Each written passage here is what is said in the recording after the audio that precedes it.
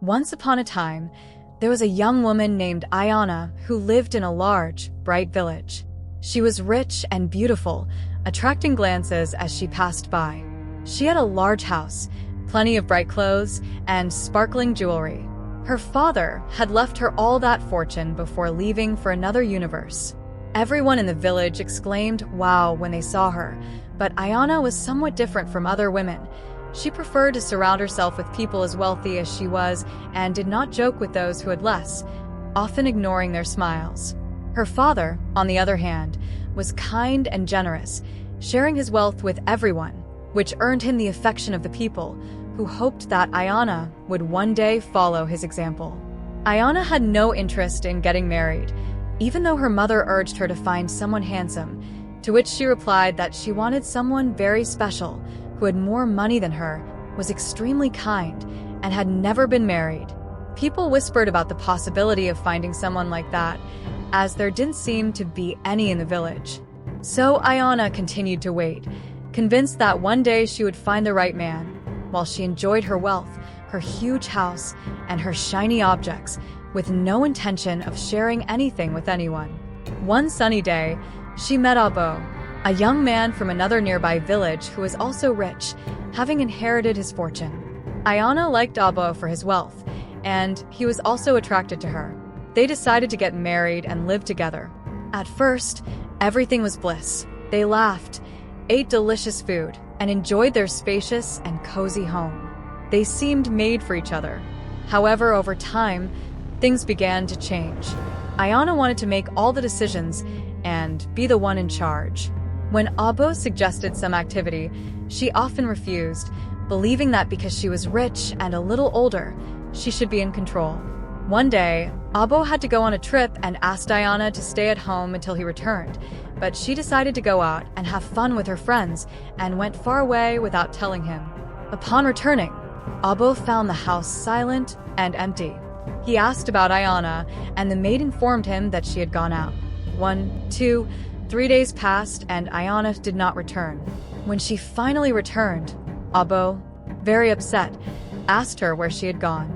Ayanna did not like the question and replied that she could go wherever she wanted. They argued heatedly for quite a while. Abo told her that she should respect him and that he was still the head of the house, but Ayanna disagreed.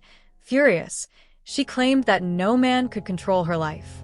With that, she packed her bags and returned to her village, leaving Abo and her home behind. Ayanna was left single again in her big house, pondering what had happened. The people in the village murmured as Abo wondered what would happen next. Ayanna's mother was also sad, telling her, "No marriage is perfect, Ayanna," but she didn't want to listen. She was convinced that she would find another man, a better one this time. After leaving Abo, she met Adam. Although he was not as rich as Abo or her, he had a big heart and was the kindest man in the village. Ayanna thought that his kindness was what she had always wanted, so they decided to get married. Since Adam didn't have much money, he moved into Ayanna's big house and did his best to make her happy. He cooked delicious meals, kept the house spotless, and even gave her foot massages after her long days. Sometimes, he would buy her beautiful dresses with the little money he had, telling her that he just wanted to see her smile. For a while, Ayanna was very happy as she could be in control of the relationship. She felt like a queen, while Adam made sure she was comfortable and content. However, over time, Ayanna began to feel that something was missing. She noticed that Adam did not bring money home. He spent his days ensuring his happiness, but maintaining the house and its luxuries required money. She thought that, despite being friendly and caring, Adam was somewhat lazy and did not contribute much to the family, enjoying his work more than helping out. One afternoon, Ayanna sat down with Adam and said, "You are very kind, but kindness does not fill our pots or maintain this house." Adam felt very sad, as he wanted to make her happy, but he didn't know how without money. Ayanna's mother suggested that she choose between Adam's kindness or having someone bring in money. "A man who has so much time to take care of you won't have much time to work," she told him. After thinking about it for a while, Ayanna came to the conclusion that she needed more than just kindness. So, she told Adam that she had to leave, as he was not the husband she needed. Although Adam was very sad, he packed his bags and left. Ayanna was left alone again, enjoying her big house, but not happy. She missed Adam's kindness, but longed for more. The villagers whispered about what she would do now that she had left another husband. Although she felt a little lonely after Adam left, she met you. He was like a dream, everything she had ever wanted in a man. Handsome, very rich, kind and loving, and he had never been married. Ayanna thought you were just perfect. So you got married, and it seemed like you had finally found your soulmate. You fulfilled everything Ayanna wanted. You bought her nice things, took her to fun places, and always made sure she smiled. You danced, you laughed, and the house was filled with joy. Ayanna felt very lucky, but over time, things began to change again. Although you were kind and caring, Ayanna sometimes forgot to be kind in return. She didn't say please or thank you. She didn't cook or clean, thinking that since you loved her, she didn't have to do those things. You had friends and relatives who came to visit, but Ayanna did not greet them kindly, only saying hello without smiling. Your family was very important to you, especially your parents, but Ayanna did not visit or help them, arguing that they could take care of themselves. Your parents noticed this and told you that a wife should be kind and respectful, not only to her husband, but also to his family. They became angry and told you that Ayanna was not suitable for your family. Although you were sad, you knew they were right. You loved Ayanna, but you understood that respect and kindness were essential. So you spoke to Ayanna and told her that you couldn't be together if she didn't show respect to him and his family. Ayanna was shocked. She hadn't expected that reaction, but you had made up your mind. In the end, Ayanna packed her bags and returned to her village alone. Back home, she reflected on yourself. She had everything she wanted, but she still wasn't happy. She began to question whether finding the perfect husband was enough. Maybe she needed to be a better wife too. However, it was too late, as she returned to a big surprise. A flood had devastated much of the village, including the farms that had made her rich. Suddenly, she had no money anymore, and her big house didn't seem as big without food and resources. Ayanna and her mother had to leave their home and move into a small hut, much more modest than any place Ayanna had ever lived before. At first, she felt very sad, missing her comfortable bed, her shiny objects, and her pretty clothes. Now she dressed simply and helped her mother cook with whatever they could find.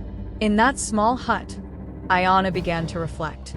She remembered Abo, Adam, and you, and realized how she had acted toward them. I had 3 good husbands, she thought, but I was not a good wife. She wanted to be the one in charge. She did not value Adam's kindness, and she did not respect you or your family. She realized that she had been looking for the perfect husband without considering what it meant to be a good wife.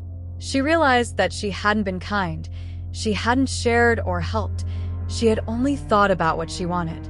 In the small hut, Ayanna learned to live with less. She began talking to her neighbors, whom she had ignored when she was rich, and they were kind to her, sharing their food and their stories. Ayanna also began to help others, sharing what she and her mother had. Her heart began to change. She learned to say please and thank you, to listen and to not always be in charge. She discovered that being rich in money was not the same as being rich in heart. One day, she told her mother, "I was wrong. It wasn't my husband's fault, it was my own. I forgot to be kind and respectful." Her mother hugged her, happy to see that Ayanna understood. By living simply, Ayanna learned a valuable lesson. To be happy, you don't need a lot of money or being in charge. Happiness comes from being kind, sharing, and respecting others. Ayanna was ready to be not only rich, but also a good person. As she began her new, simpler life, she met someone unexpected. His name was R.A. He was very different from the men Ayanna had married before. He was not rich and had already been married once. R.A. didn't fit any of the criteria Ayanna usually looked for in a husband, but there was something special about him. He was kind, laughed a lot, and cared for her like no one else had before. Ayanna and R.A. became good friends, talking, helping each other, and laughing together. Ayanna liked the way he made her feel. With R.A., she didn't care about being rich or in control. She was just herself. One day, RA asked Ayanna if she wanted to marry him. She thought it over. RA didn't have much money, and it wasn't what he'd always said he wanted. However, Ayanna realized that those things weren't what truly made her happy. Being cared for, sharing laughter, and supporting each other was what filled her with joy. So Ayanna agreed, and they married, starting a new life together in the little hut. It was a happy existence, simpler than the one she'd led before, but more fulfilling in many ways. Although RA and Ayanna didn't have much, they had each other. They shared everything they had and worked together to make their small home a place full of love and laughter. Ayanna was loyal to RA. She didn't seek out someone richer or more powerful, and she learned to value what she had. They respected each other, listened to each other when they talked, and helped each other without being asked. The neighbors noticed how happy Ayanna and RA were, and they saw how Ayanna had changed. She became kinder, smiled more, and helped others.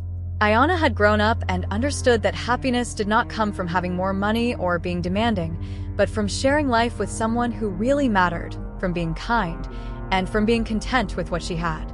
The marriage of RA and Ayanna was not one of those stories of riches and palaces. It was a story of true happiness found in a small hut, with simple clothing and modest food. But it was their story, and it was filled with love. Ayanna had finally found what she was looking for, not in wealth or power, but in a heart that beat in tune with her own. One beautiful evening, Ayanna sat outside her small hut, looking at the stars. Ayanna reflected on her long journey, from those days when she lived in a big house full of shiny objects to her current, simple life with RA. Her heart was full of gratitude. She remembered how she used to think that having a rich, loving, single husband would make her happy. She married Abo, Adam, and Oot, seeking happiness in what they could offer her or how they made her feel, but something was always missing. It wasn't until everything changed, when she lost her wealth and began living more simply, that she truly found happiness with RA. Ayanna learned that true happiness isn't about being rich or in control, but about sharing, understanding, and loving. She realized that no marriage is perfect and that every relationship faces challenges. What matters is how you face them together, understanding, compromising, and supporting each other. She acknowledged her mistakes and realized that by seeking perfection in her husbands, she wasn't willing to offer the same in return. She discovered that a happy marriage isn't about finding someone who ticks all your boxes, but about building a life together where you both feel valued and loved. As she looked up at the stars, Ayanna felt grateful for her journey, which taught her the true meaning of love and happiness. She was grateful to RA for his love and for the life they shared. The lesson from Ra's story is clear. No marriage is 100% perfect. What truly makes a marriage special is not finding the perfect person, but someone you can grow with, understand, and compromise with to build a strong, loving relationship. Happiness comes not from seeking perfection in others, but from appreciating what you have and the love and understanding you share. Ayanna's story reminds us that the key to a happy life and marriage lies not in the wealth or status of your partner, but in the love, respect, and understanding you share. In the end, that is the most valuable thing of all. I hope you enjoyed this story. If so, please give it a like, share it with your family and friends, comment, and don't forget to subscribe to the channel and turn on the notification bell to receive more lovely stories like this one. Remember that you are the one who makes the decisions in your life. Value the simple, be humble, and don't underestimate people.